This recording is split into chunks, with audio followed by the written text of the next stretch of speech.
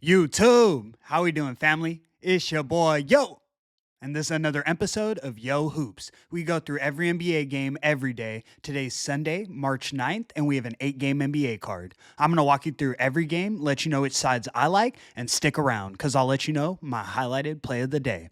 I do this every day for free, so please leave a like, subscribe to the channel, and let me know your favorite game in the comment section below. Without further ado, let me get into today's recap. Recapping yesterday, we did drop our highlighted play of the day. We took the Indiana Pacers laying 3 points in Atlanta against the Atlanta Hawks. Tyrese Halliburton was ruled out midday, and the line did shrink to Pacers laying 1. They went down by 20 at one point during the game, and they ended up losing the game by just 2 points. There definitely was live betting opportunity in this one, but we do officially drop the play.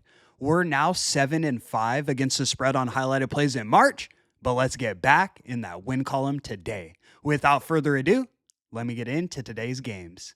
I'm going to upload this video right as the Thunder and Nuggets game starts, so I won't go too much into depth, but I do lean towards the Thunder laying the 7.5 points. OKC has their whole team returning from rest after that last game against the Blazers, and I think at home in Oklahoma City, they come out hooping. In our next matchup, we have the Phoenix Suns in Dallas taking on the Dallas Mavericks. Suns are laying 8 points, and the total is 228.5. We know Phoenix is not a team you want to be laying extended spreads with, but here, I don't think we have an option. Everyone is out for Dallas, including PJ Washington, and now Kai Jones has been added to their injury report. The Suns will have KD, Devin Booker, and Bradley Beal going here, and in a must-win game, I think they air out the Mavericks. The Suns are 3 games out from the play-in, currently sitting in 11th place. If they want to have any hopes of making the playoffs this season, they're going to have to lock in now. We're taking the Suns laying the 8 as our first selection of today.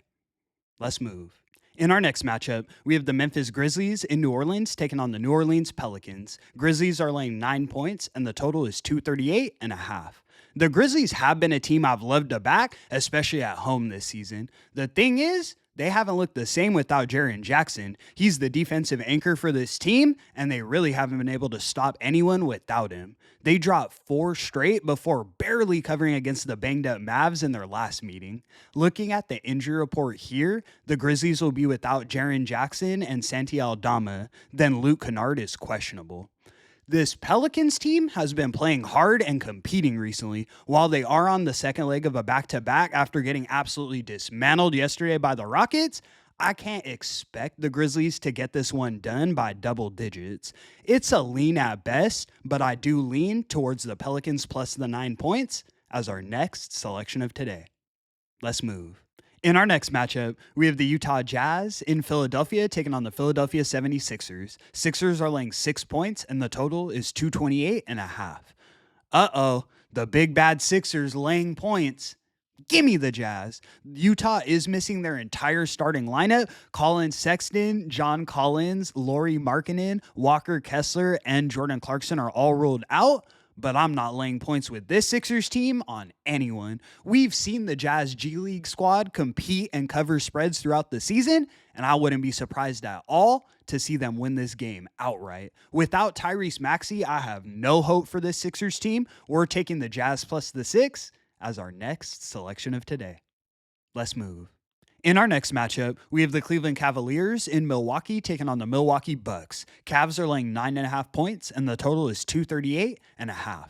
For me, this one's too easy. The Bucks are coming off of a back-to-back, losing last night outright against the Orlando Magic. The Magic have been terrible and didn't even play exceptionally well last night, so that was extremely concerning to see. Now on no rest, facing the best team in the league, who also happens to be in the same conference, I think the Cavs flex their muscles and remind everyone why they're the number 1 seed. They're the ones supposed to be competing for an NBA title this season. We're taking the Cavs laying the 9.5 as our highlighted selection of today.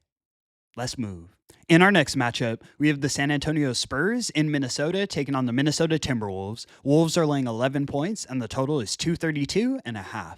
I usually can't trust Minnesota laying these extended numbers, but here I do think it's warranted. For me, this one comes down to the playoff implications. The Wolves currently sit in the 7th spot in the West, half a game behind the Warriors for the last spot in the playoffs. They have to win these winnable games to put themselves in position, and I think they come in locked in for this one. Rudy Gobert is questionable, and I would like to see if he plays, but without Wemby, I think the Spurs season is a wash. They might as well focus on tanking, getting ready for next year. Like I said, I'm not in love with laying an extended number with Minnesota, but we're taking the Timberwolves laying the 11 as our next selection of today. Let's move. In our next matchup, we have the Detroit Pistons in Portland taking on the Portland Trailblazers. Pistons are laying 3 points, and the total is 233.5.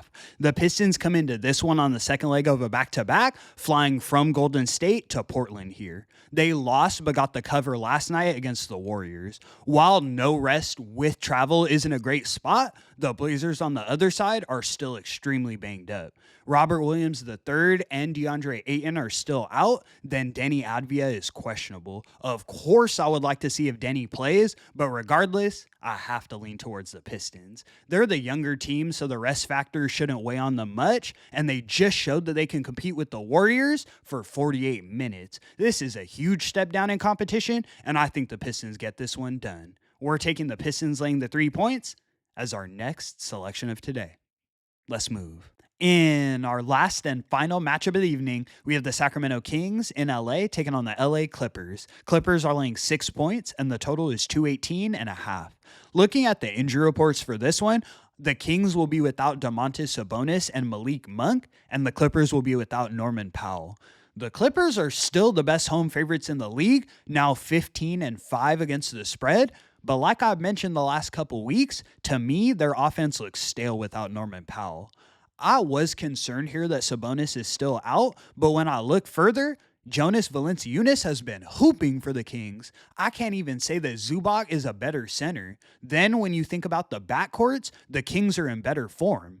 Looking at the standings here, the Clippers sit in the 8th spot in the West, a half game ahead of the Kings. I think that the Kings win this one and flip to the 8th spot. I personally want the points in my back pocket though, so we're taking the Kings plus the 6 as our last and final selection of the evening. And that's going to conclude today's video. Thank you so much for tuning in, guys. We did drop our highlighted play yesterday, but let's go get back in that win column today. We're now 7-5 against the spread on all highlighted plays in March, so let's keep that momentum rolling and look to make it a huge one. I do this every day for free, so please leave a like and subscribe to the channel. It's your boy, Yo! And until the next one, I'm going to catch y'all. Peace.